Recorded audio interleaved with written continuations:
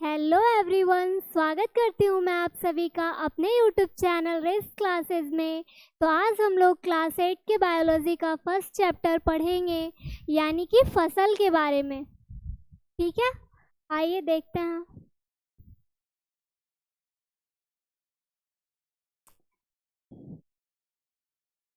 क्या पढ़ना है? फसल के बारे में, यानी कि क्रॉप। ठीक है, तो एक ही किस्म के पौधों को जब बड़े क्षेत्रों में उगाया जाता है तो उसे क्या कहते हैं? फसल कहते हैं। यानी कि जैसे अभी सीजन चल रहा है धान का, है ना। धान क्या है? धान गेहूँ सब फसल के अंदर ही आते हैं। तो धान जो है वो एक ही किस्म के अनेक सारे पौधे, मतलब बहुत सारे पौधे को एक बड़ा क्षेत्र में उगाया जाता है, उसी को हम लोग क्या कहते हैं? फसल कहेंगे, यानी कि क्रॉप। ठीक है, चलिए।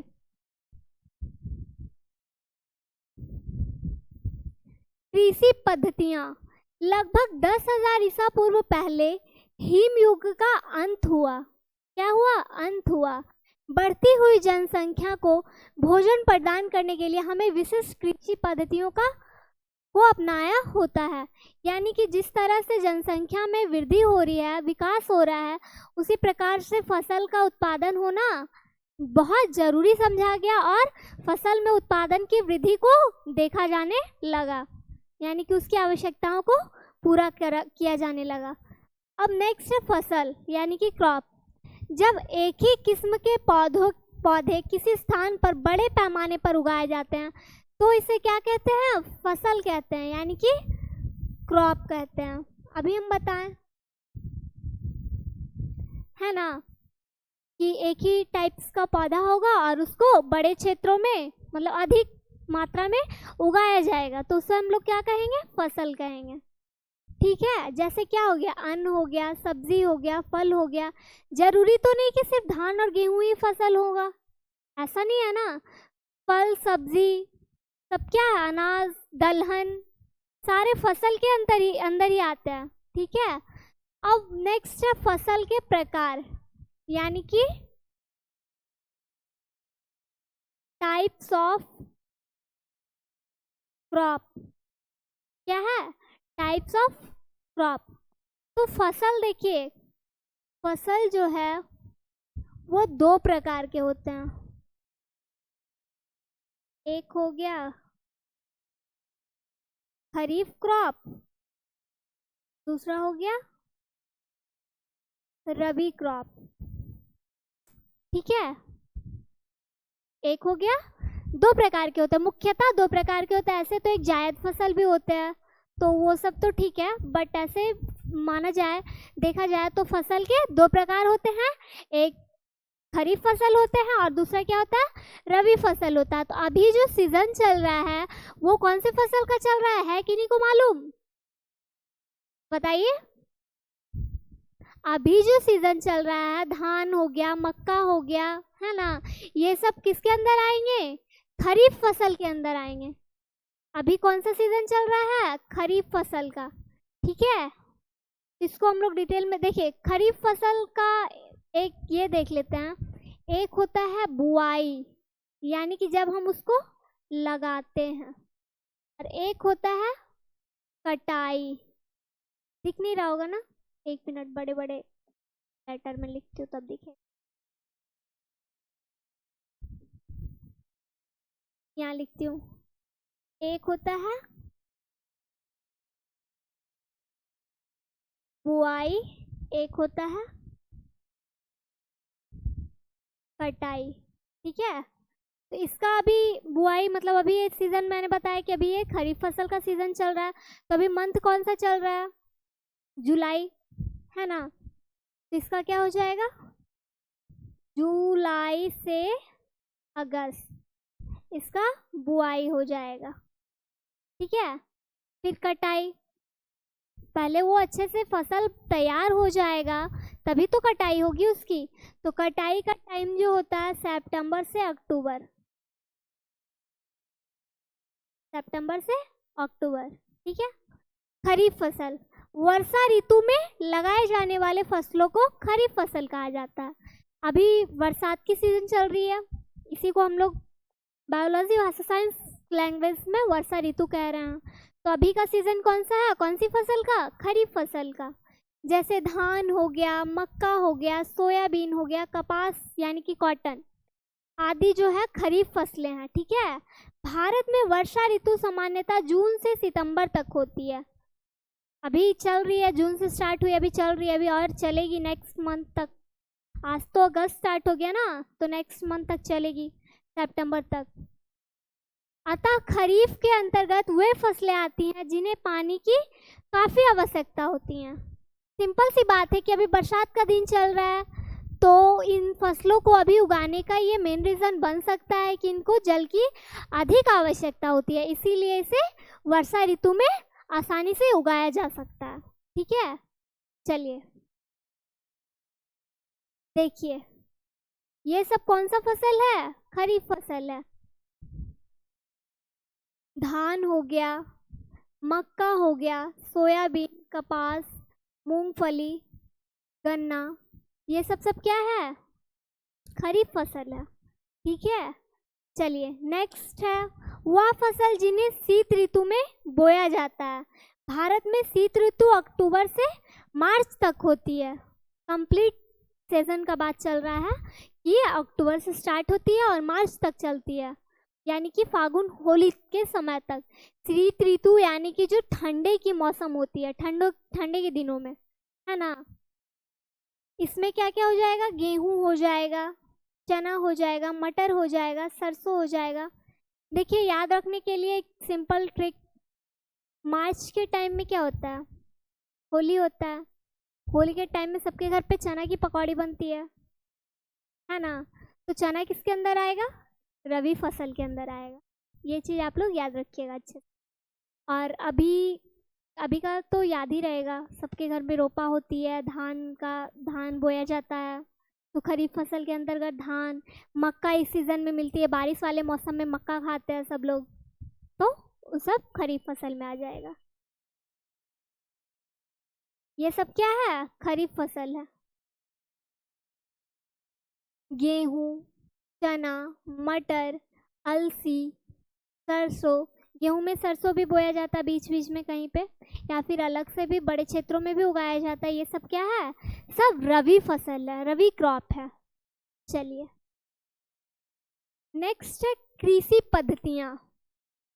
क्या है, कृषि पद्धतियाँ, यानी कि फसल उगाने के लिए किसान को अनेक क्रियाकलाप सामयिक अवधि में करने पड़ते हैं। ऐसा नहीं कि फसल बो दिए और निश्चित होके बैठ गया, फसल खुद तैयार हो जाएगा, ऐसा नहीं है। ठीक है ना। फसल उगाने के लिए बहुत सारे प्रोसेस करने पड़ते हैं फार्मर्स को, यानी कि किसान लोग जो होते हैं उनको बहुत सारी प्रक्रियाएं करनी होती है फसल को सही ढंग से उपजाने के लिए, है ना। जैसे हो गया, पहले वो क्या करते हैं, पहले फसल उगाना हो तो पहले वो मिट्टी तैयार करते हैं, यानी कि उसमें खाद पानी डाल के अच्छे से मिट्टी को तैयार कर लेते हैं। फिर उसमें बीज डालते हैं, यानी कि बुआई करते हैं। आइए ना देखते हैं एक एक करके प्रोसेस सारा। फर्स्ट हो गया मिट्टी तैयार करना, बुआई करना, खाद एवं उर्वरक, सिंचाई, खरपतवार से सुरक्षा, कटाई, भंडारण। देखिए मैं शॉर्ट फॉर्म में बता दे रही हूँ, फिर तो मैं डिटेल्स में बताऊंगी।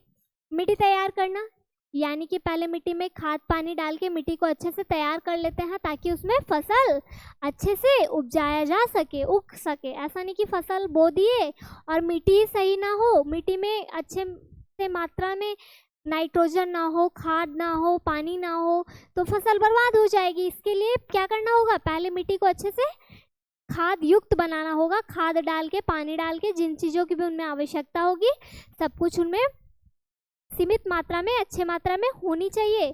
तब हम लोग फिर क्या करते हैं, बुआई करते हैं। क्या करते हैं, बुआई, यानी कि फिर उसमें बीज को डालते हैं। फिर खाद एवं उर्वरक देना, फिर से उसमें बुआई तो कर लिए, ऐसे तो नहीं कि बुआई कर दिए और उग जाएगा। जैसे कि देखिए खाना बनाने के लिए आपको मसाला चाहिए होता है ना, सब्जी बनाते हैं तो गोलकी, जीरा जो भी हो गया सब कुछ यूज़ करते हैं ना मसाले के रूप में। उसी टाइप से किसी भी चीज़ के लिए आप उसको एनर्जी, पौधे है तो पौधे को जल देते हैं, खाद देते हैं, उसी टाइप से पौधे से पौधे के टाइप्स में आ जाएंगे। तो फसल के लिए भी हमें क्या करना होगा, उसमें खाद पानी डालेंगे, उर्वरक डालेंगे तभी तो होगा।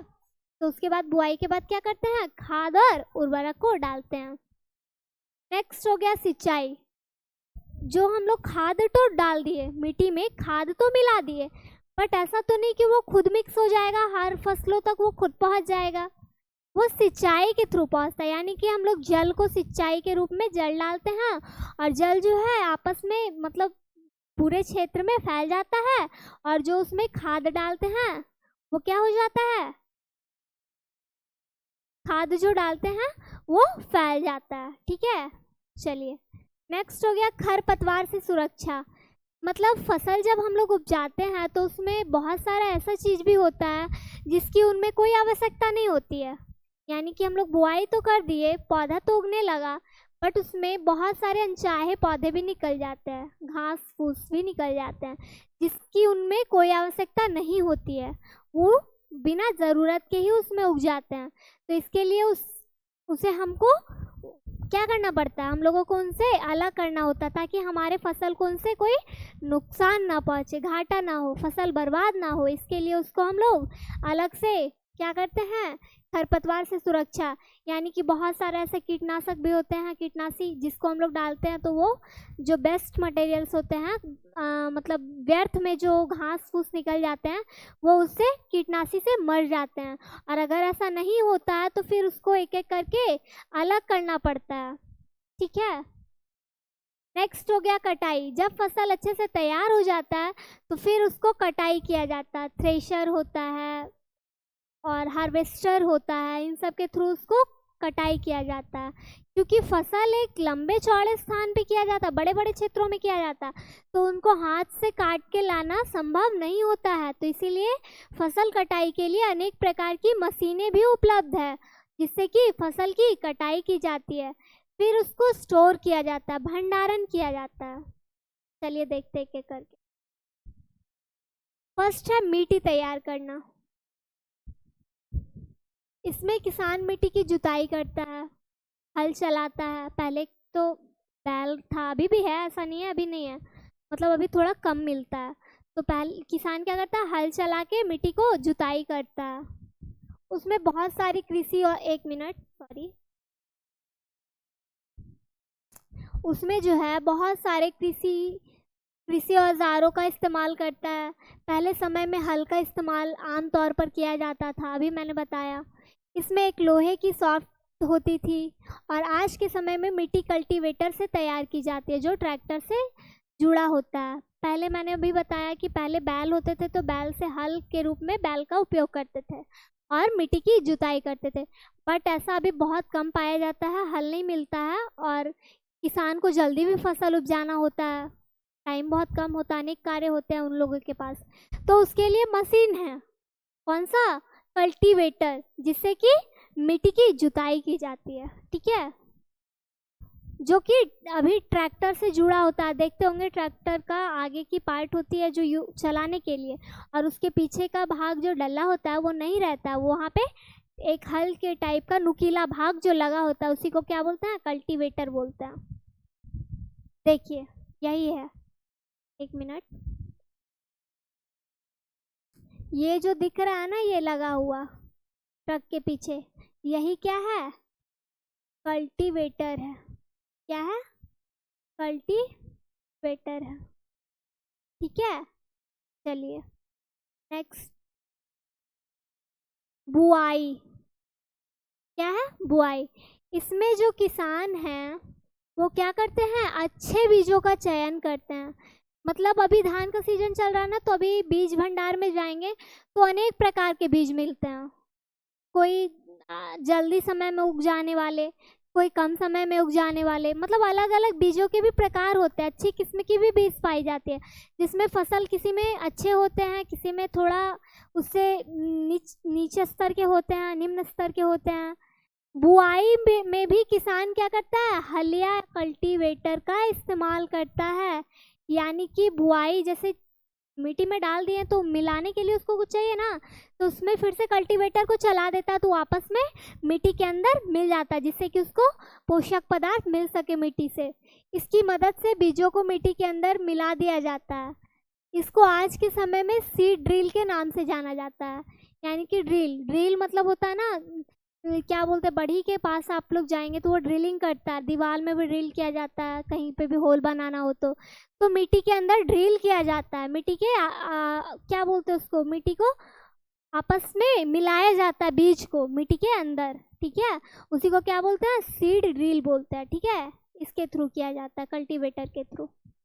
चलिए नेक्स्ट है खाद एवं उर्वरक देना। अभी बताइए कि जब बुआई हम लोग कर लेंगे तो बुआई करने के बाद उसको पोषक पदार्थ अन्य प्रकार की होती है, उनको आवश्यकता होती है।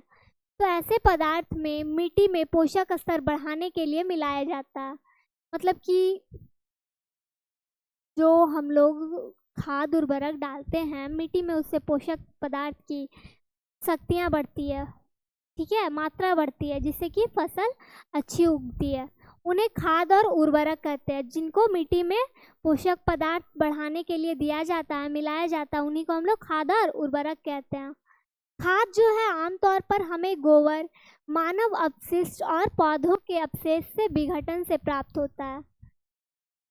मानव अपशिष्ट यानी कि मल, और गाय का गोबर हो गया, मानव मल हो गया, ये सब के अपशिष्ट जो होते हैं, बचे हुए भाग जो होते हैं। कल मैंने अपशिष्ट जल के बारे में बताया था, तो अपशिष्ट के बारे में बताई थी कि अपशिष्ट जो होता है वो किसी भी चीज़ का शेष भाग, बचा हुआ भाग होता है। तो गोबर क्या हो गया, गोबर से जो बचा हुआ भाग होता है, मल का जो बचा हुआ भाग होता है, शेष भाग होता है, उसी से खाद का निर्माण होता है। पौधों के क्या बताइए अभी, मानव अपशिष्ट और पौधों के अवशेष के विघटन से प्राप्त होता है। जबकि उर्वरक जो है फैक्ट्रियों में तैयार किए जाते हैं। उर्वरक से मिट्टी को ह्यूमस नहीं मिलता, जबकि खाद से मिट्टी को प्रचुर मात्रा में ह्यूमस मिलता है। मतलब अभी बताई मैं कि मिट्टी में अनेक प्रकार की चीज़ों की आवश्यकता होती है, तो जो खाद है, खाद से उसको उर्वरक शक्तियाँ मिलती है, और वो ह्यूमस नहीं मिलती है। किससे नहीं मिलती है, उर्वरक से, ठीक है। तो उसके लिए हम लोग खाद को मिलाते हैं। देखिए यही हो गया बुआई, बुआई करते हैं ना, यही बुआई हो गया, सॉरी ये हो गया खाद डालना। बुआई तो कर लिए, पौधा तो निर्माण हो गया, फिर उसमें हम लोग क्या करेंगे, खाद को मिलाएंगे। तो यही जो ये कर रहे हैं, मिट्टी में खाद ऐसे डाल रहे हैं, उसके बाद ये मिट्टी में आपस में फैल जाएगी, फिर फैलने के बाद पौधों का विकास होगा, विकसित होगा, ठीक है। चलिए नेक्स्ट है सिंचाई। किसान जो है पौधों को पानी देने के लिए बहुत सारे स्रोतों का इस्तेमाल करता है। इसे हम सिंचाई के नाम से जानते हैं। मतलब खेतों में पानी डालना क्या हो गया, सिंचाई हो गया। सिंचाई के मुख्य स्रोत जैसे कुएं, तालाब, ट्यूबवेल इत्यादि है। यानी कुएं के थ्रू, और क्या बोलते हैं, तालाब के थ्रू, ट्यूबवेल के थ्रू, यानी कि पाइप पास करते हैं ना। अब क्या होता है ना कि एक खेत से, उसको क्या बोलते हैं, आरी बोलते हैं, आरी बना दिया जाता है, और एक खेत से दूसरे खेत में पानी ट्रांसफ़र किया जाता है सिंचाई के लिए। जैसे देखिए ये है ना, तो यहाँ से ऐसे ऐसे काट दिया जाता है, और यहाँ से पानी जो है यहाँ इसके लिए काट दिया जाता है। तो यहाँ से पानी जो है, ये क्या हो रहा है, पानी इस खेत तक पहुँच जाएगी, ठीक है, समझ में आ रहा है। और सिंचाई की दो आधुनिक विधियाँ छिड़काव तंत्र तथा ड्रिप तंत्र है। यानी कि पानी के लिए, सिंचाई के लिए छिड़काव भी किया जाता है ना, और क्या किया जाता है, ड्रिप किया जाता है, छिड़काव और ड्रिप किया जाता है। वो अभी मॉडर्न हो गया है सब लोग, तो इसका आधुनिक यूज़ किया जाता है, ड्रिप तंत्र। आइए देखते हैं, देखिए किस तरह से ड्रिप किया जाता है। यानी कि खेतों के बीच में पाइपलाइन बिछा दिया जाता है, उसी से ड्रिप किया जाता है। देखिए बताते हैं क्या है।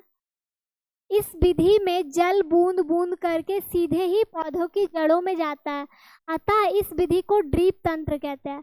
मतलब जल जो है वो सीधा जड़ तक पहुंच जाता है, उसी को हम लोग क्या कहते हैं, रीप तंत्र कहते हैं। इस प्रकार की विधि का उपयोग फलदार पौधों, बगीचों एवं वृक्षों में किया जाता है। यह सिंचाई की क्या है, सर्वोत्तम विधि है, जिसमें एक बूंद पानी भी व्यर्थ नहीं होता। यानी कि जब हम लोग पाइप से पानी सीधा जड़ के पास पहुंचा देंगे तो पानी क्या होगा, वेस्ट नहीं होगा, पानी व्यर्थ नहीं होगा। ठीक है, चलिए नेक्स्ट है छिड़काव। छिड़काव के थ्रू कैसे पानी को पहुंचाया जाता है। ठीक है, तो छिड़काव तंत्र क्या है, असमतल भूमि के लिए। मतलब ऐसा होता है ना कि सारा जगह जो ज़मीन है, भूमि का स्तर एक लेवल में नहीं होता है, कहीं पे ऊंचा कहीं पे नीचा, असमतल होता है। ठीक है, तो असमतल भूमि के लिए ऐसे स्थान पर जहां जल की मात्रा कम हो तो इस विधि में सीधे पाइपों के ऊपर सिरों पर घूमने वाले नोजल लगे होते हैं और सभी पाइप एक निश्चित दूरी पर मुख्य पाइप से जुड़े होते हैं। जब मुख्य पाइप में जल का प्रवाह किया जाता है तो वह छोटे पाइपों से होता हुआ घूमते हुए नोजल तक पहुंचता है, बाहर निकल जाता है और ये छिड़काव तंत्र ऐसा लगता है जैसे वर्षा। इस प्रकार का छिड़काव लॉन कॉफ़ी की खेती के लिए अत्यंत महत्वपूर्ण माना जाता है। क्या होता है ना कि एक मुख्य पाइप होता है, इसमें उससे अलग अलग पाइप का कनेक्शन किया जाता है और पाइप के थ्रू फसलों तक क्या पहुंचाया जाता है, पानी पहुंचाया जाता है। ठीक है, क्या पहुंचाया जाता है, पानी को पहुंचाया जाता है। चलिए नेक्स्ट देखिए, इस तरह से मतलब ये हो गया मेन पाइप, ये क्या हो गया, ये मेन पाइप हो गया और उसी से अलग अलग नोजल लगा होता है और नोजल तक पानी पहुंच के छिड़काव होता है और छिड़काव से पानी फसल तक पहुंच जाता है। ठीक है, चलिए देख रहे हैं ना, ये वर्षा टाइप की लग रही है ना कि बरसात हो रही है, बट ये आर्टिफिशियल है, पाइप के थ्रू। पानी ओरिजिनल है, पाइप आर्टिफिशियल है। चलिए नेक्स्ट, खरपतवार से सुरक्षा। यानी कि जो अभी बताया, जो अनचाहे जो कुछ घास फूस होते हैं जो खेतों में उग जाते हैं, जिससे हमारी फसल को विकसित होने में क्या होती है, कठिनाई होती है, समस्या होती है, तो उससे हम लोग अलग करते हैं। तो देखते हैं कैसे हम लोग सुरक्षा प्रदान करते हैं उससे। खेत में कुछ फसल के अलावा अवांछित पौधे उग जाते हैं जिन्हें हम खरपतवार कहते हैं। क्या कहते हैं, खरपतवार कहते हैं। खरपतवार हटाने की प्रक्रिया को निराई कहते हैं। क्या कहते हैं, निराई कहते हैं। जो हम लोग खरपतवार को अलग करते हैं फसल से, उसी को हम लोग निराई कहते हैं।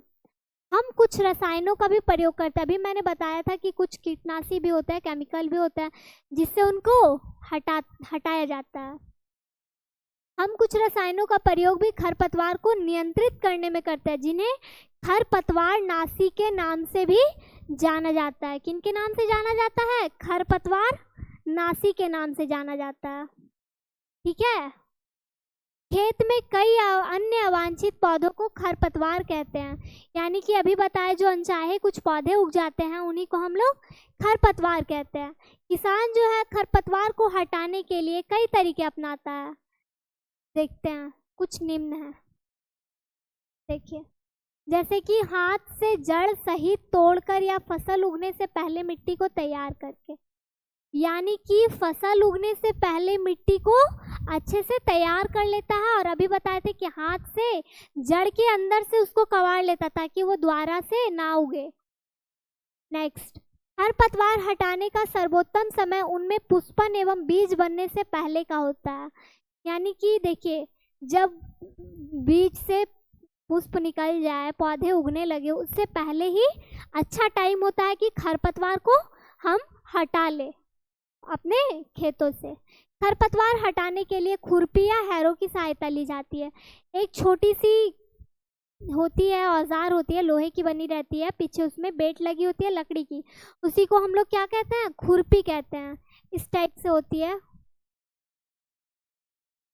इस टाइप से कुछ होती है, उससे ऐसे मिट्टी में जड़ से निकाला जाता है और उसे अलग किया जाता है।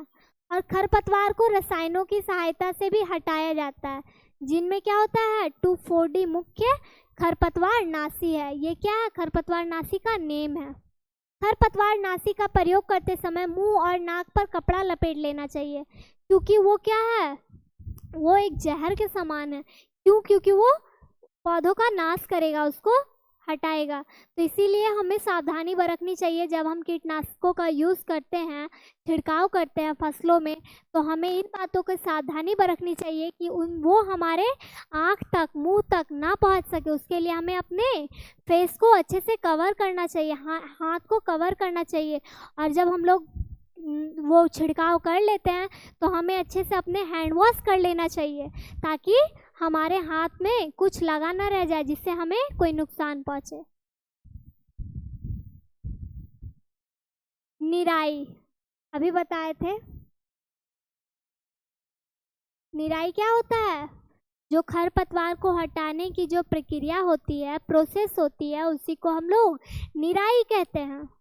निराई, खरपतवार को हटाने को ही निराई कहते हैं।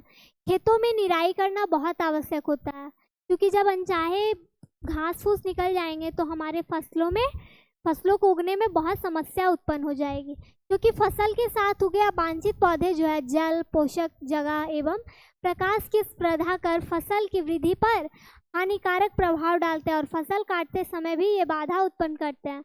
कुछ खरपतवार तो विषैले भी होते हैं, जो मनुष्य और पशुओं के लिए भी हानिकारक होते हैं। मतलब ऐसा देखा गया है कि जो कुछ खरपतवार उग जाते हैं, वो कुछ ऐसे होते हैं जो बहुत अधिक विषैले होते हैं। उनको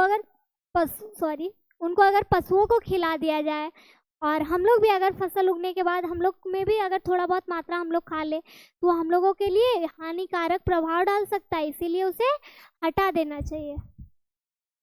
इसी के लिए तो कीटनाशकों का यूज़ किया जाता है, खरपतवार नाशों का यूज़ किया जाता है। ये सब देखिए, ये सब क्या है? जैसे मान लीजिए कि ये सब धान का पौधा है। क्या है? धान का पौधा है। और ये सब इतना अनचाहे पौधे हैं, अनचाहे घास फूस निकल गए हैं, तो इसी को क्या है, इसको अलग कर दिया जा रहा है। किसान है जो बहुत मेहनती होते हैं, ठीक है ना, तो वो उसको अलग कर रहे हैं। नेक्स्ट है रसायन। देखिए कैसे छिड़काव कर रहे हैं। देखिए, खरपतवार पर नियंत्रण के लिए उपयोग किया जाता है रसायन विज्ञान की वह शाखा जो भौतिक अवधारणाओं के आधार पर रासायनिक प्रणालियों में घटित होने वाली परिघटनाओं की व्याख्या करती है। ठीक है, तो ये क्या कर रहे हैं, ये केमिकल का छिड़काव कर रहे हैं जिससे अनचाहे घास फूस ना निकल सके। नेक्स्ट, कटाई। अब देखिए, जब फसल तैयार हो गया है, जब अनचाहे घास फूस को निकाल लिया गया है, तो अब हमारा फसल अच्छे से तैयार हो गया है, तो अब उसको हम लोग क्या करेंगे, कटाई करेंगे। जब फसल तैयार हो जाती है तो उसको काटा जाता है, जिसे हम कटाई कहते हैं। फसल काटने के लिए हम हार्वेस्टर का इस्तेमाल करते हैं, और काटी गई फसल से भूसे और दानों को अलग कर लिया जाता है, जिससे थ्रेशिंग के नाम से जाना जाता है। यानी कि फसल को तो काट लेते हैं, लेकिन उसमें भूसे होते हैं, उनके दानों को अलग करने के लिए थ्रेशिंग का यूज़ किया जाता है। क्या किया जाता है? थ्रेशिंग का यूज़ किया जाता है, इसे थ्रेशिंग के नाम से जाना जाता है। आधुनिक समय में काटने के लिए कंबाइन का इस्तेमाल किया जाता है। किसका इस्तेमाल किया जाता है? कंबाइन का। देखिए, पहले तो इतना अवेलेबल नहीं था, मशीन, हार्वेस्टर, थ्रेसर, ये सब पहले अवेलेबल नहीं था, तो किसान बेचारा बहुत मेहनती होते थे, अभी भी मेहनती, ऐसी बात नहीं है। तो वो क्या करते थे ना, हंसुए की मदद से उसकी कटाई करते थे। बट अब मॉडर्न हो गए हम सब, तो अभी बहुत सारे मशीन अवेलेबल है फसल की कटाई करने के लिए। चलिए, नेक्स्ट है फसलें पककर तैयार, खेतों में गेहूं की कटाई में जुटे किसान। अभी जो ऊपर पिक्चर दिखाए थे उसके बारे में ये डिनोट किया गया है। नेक्स्ट है हार्वेस्टर। हार्वेस्टर जो है, मशीन की सहायता से फसल की कटाई की जाती है, और इसके द्वारा कम समय और मेहनत में कटाई हो जाती है। यानी कि मेहनत भी कम लगता है और समय भी कम लगता है, और फसल की कटाई भी अच्छे से हो जाती है। यही है, क्या है, हार्वेस्टर। क्या है ये? हार्वेस्टर। ठीक है, चलिए नेक्स्ट, थ्रेसिंग। यानी कि काटी गई फसल से बीजों और दानों को भूसों से अलग करना थ्रेशिंग कहलाता है।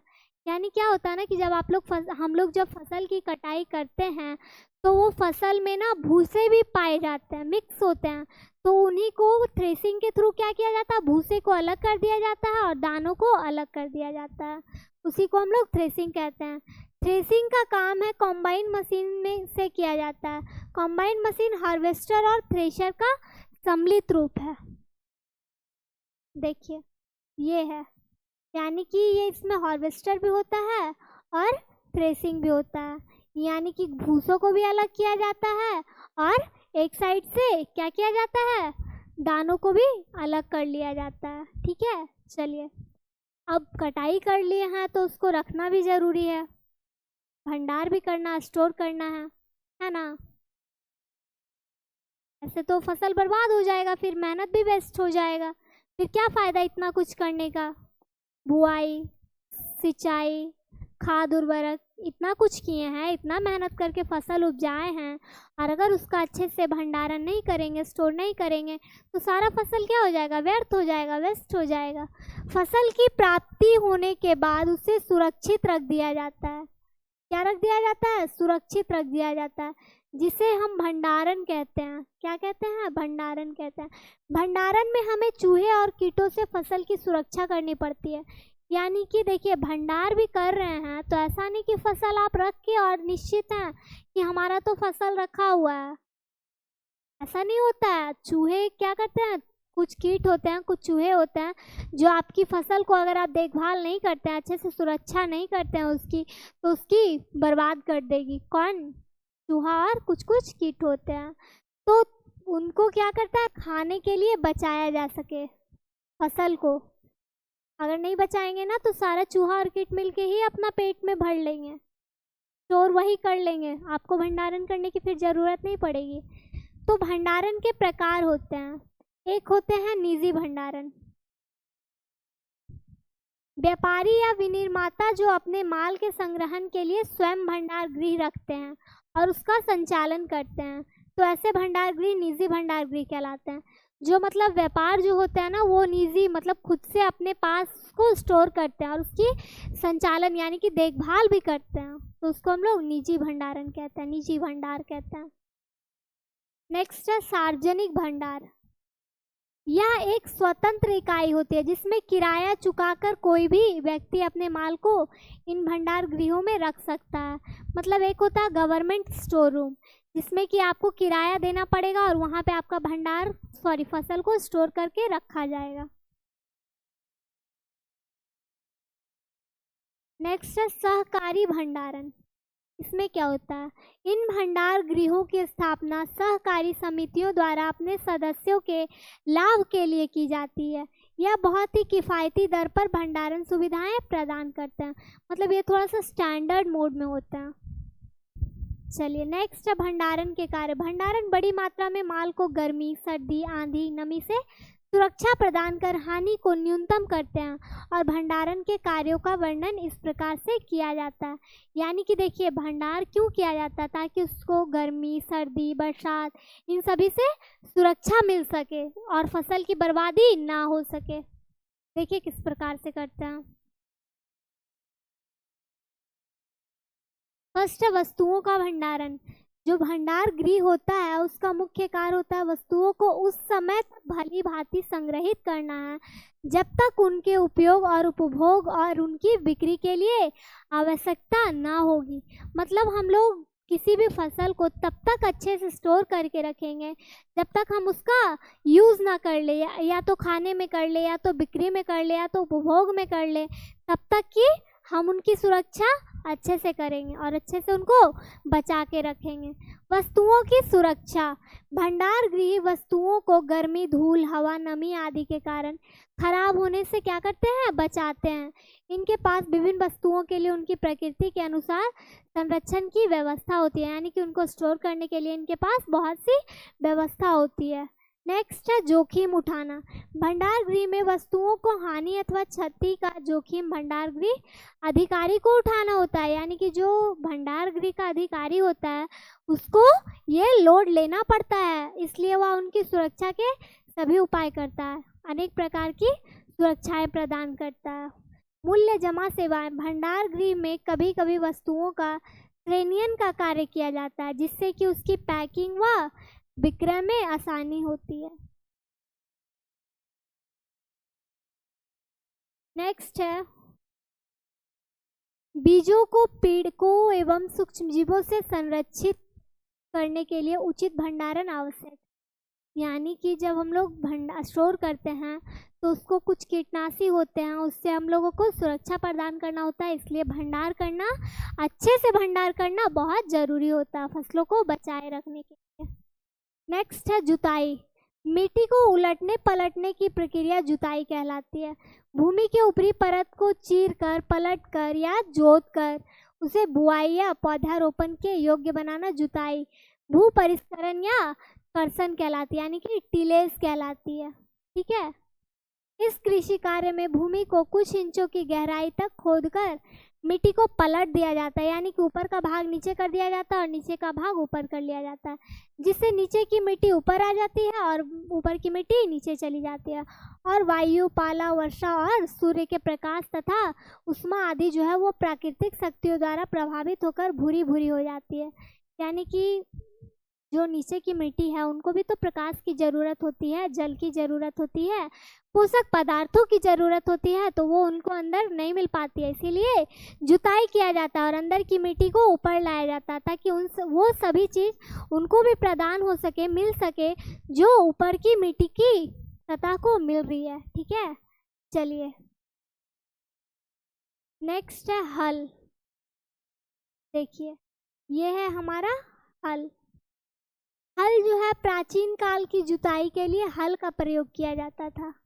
इसका प्रयोग किया जाता था, हल का प्रयोग किया जाता था। हल एक कृषि यंत्र है जो जमीन की जुताई के काम आता है। इसकी सहायता से बीज बोने के पहले जमीन की आवश्यक तैयारी की जाती है।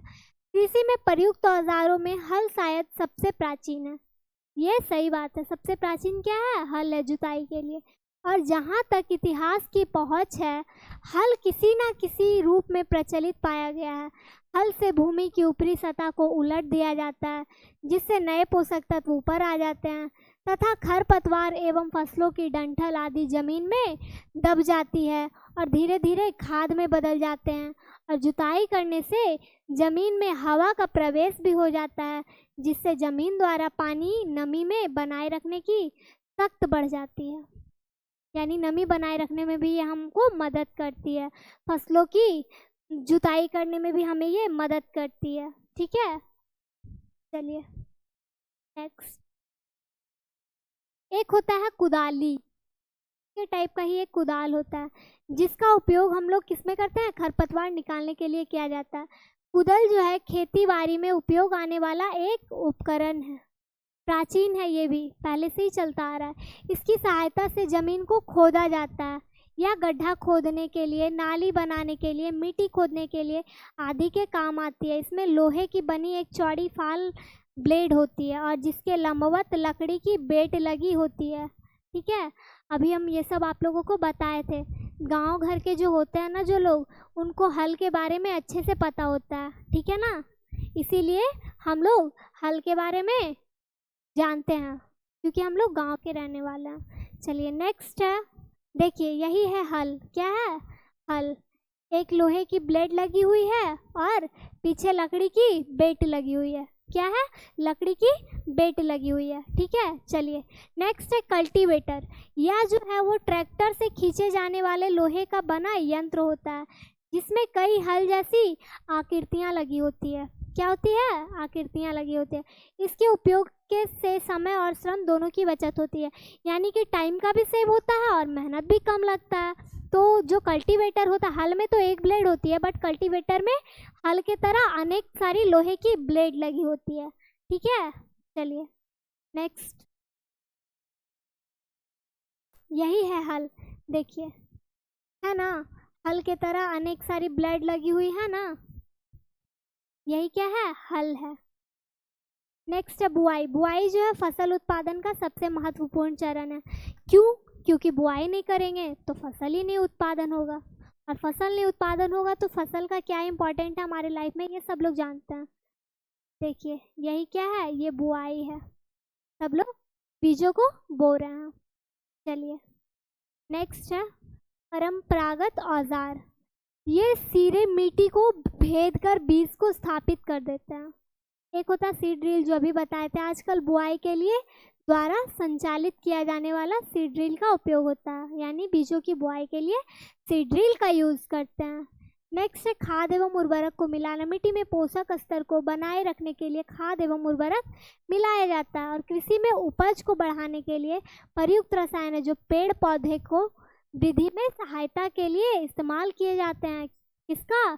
खाद का इस्तेमाल किया जाता है। पानी में जो शीघ्र घुलने वाले ये रसायन मिट्टी में या पत्तियों पर छिड़काव करके प्रयुक्त किए जाते हैं। और पौधे जो है मिट्टी से जड़ों द्वारा ऊपरी छिड़काव करने पर पत्तियों द्वारा उर्वरकों को अवशोषित कर लिया जाता है। और उर्वरक जो है पौधे के लिए आवश्यक तत्वों की तत्काल पूर्ति के साधन है, लेकिन इनके प्रयोग के कुछ दुष्परिणाम हैं।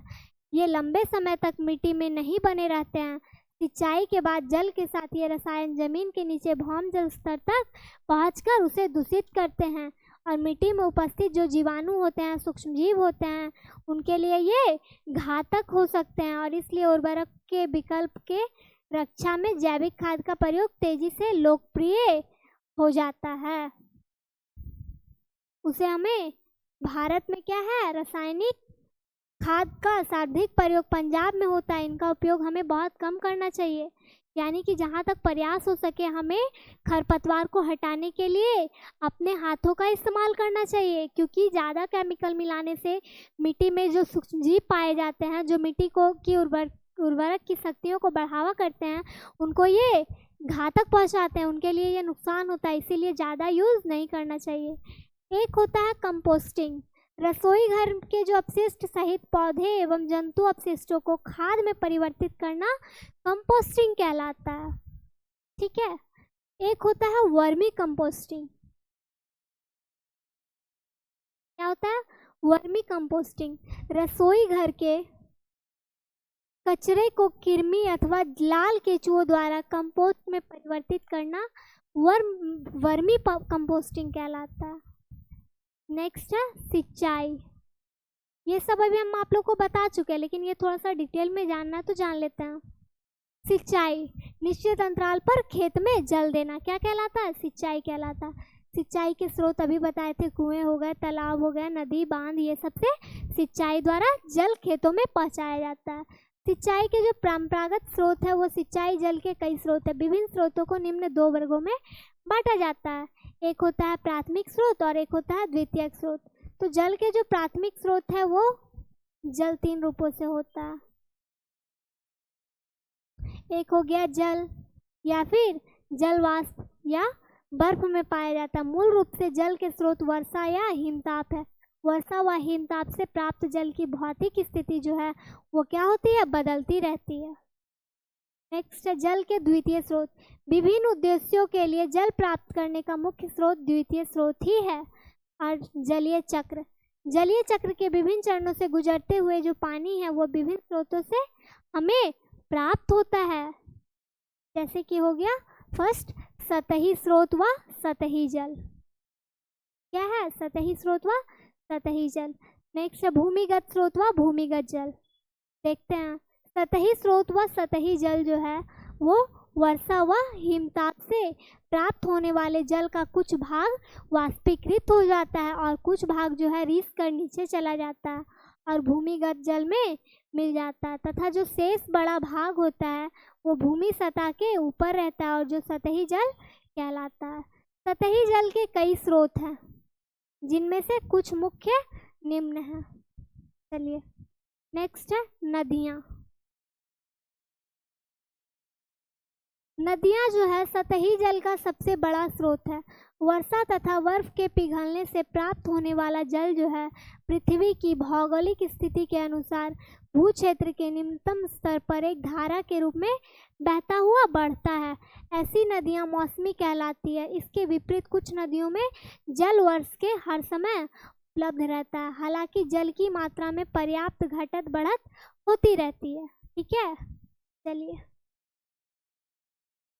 नेक्स्ट है तालाब।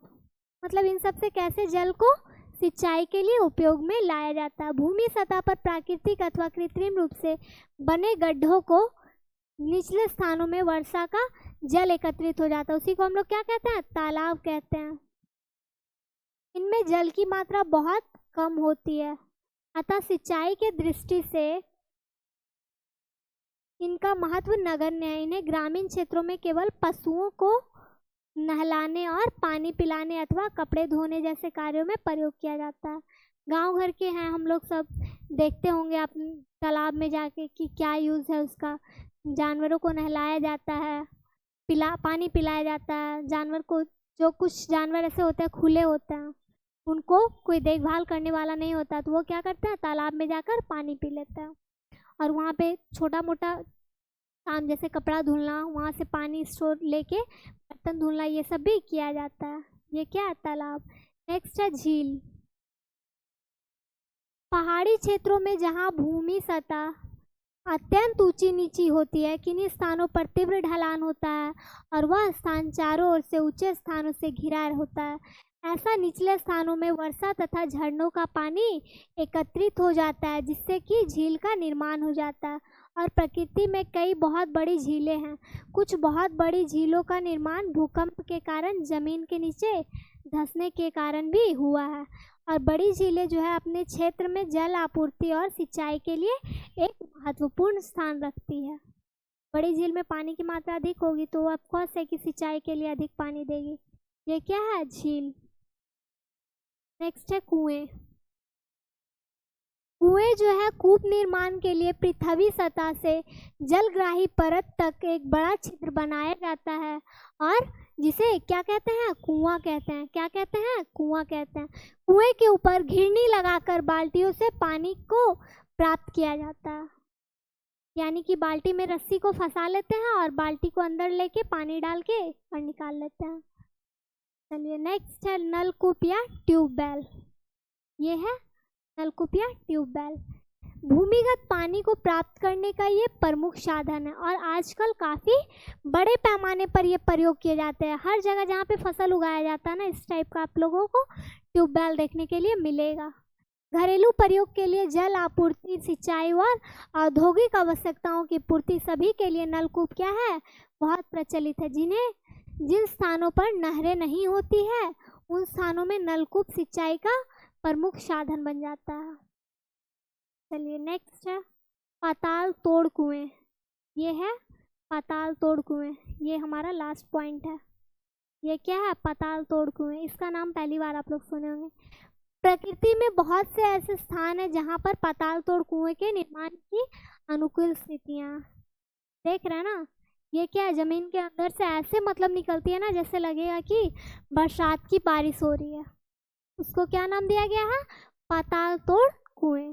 चलिए, तो ये आज का हमारा लास्ट पॉइंट था फसल के बारे में। ठीक है, तो फसल के बारे में हम लोग क्या क्या जान लिए कि फसल क्या होता है, फसल कितने प्रकार का होता है और फसल को किन किन चरणों से उगाया जाता है। पहले क्या किया जाता है, पहले बताइए, मिट्टी तैयार करना। पहले हम लोग फसल उपजाने के लिए मिट्टी को अच्छे से तैयार कर लेते हैं, फिर उसमें खाद उर्वरक डालते हैं, फिर उसमें बुआई करते हैं, फिर से उसमें पोषक पदार्थों की वृद्धि के लिए खाद पदार्थों को मिलाते हैं, फिर सिंचाई करते हैं, फिर खरपतवार जो होते हैं उसमें उसको अलग करते हैं, फिर उसका जब वो तैयार हो जाता है तब उसको कटाई करके उसका भंडारण करते हैं। और कैसे कैसे क्या करना है ये हम आप लोगों को अच्छे से बता दिए। तो ये आज हम लोगों का लास्ट पॉइंट था। अगर किन्हीं को कोई डाउट्स होगा तो कमेंट करके पूछ लीजिएगा, मैं उन डाउट्स को क्लियर कर दूंगी। और ये आज हम लोग का क्लास 8 का फर्स्ट चैप्टर था। नेक्स्ट क्लास में हम लोग नेक्स्ट चैप्टर के बारे में पढ़ेंगे। तब तक के लिए आप लोग अपने अपने घरों में मस्त रहिए, स्वस्थ रहिए और अच्छे से पढ़ाई करते रहिए। चलिए, थैंक यू।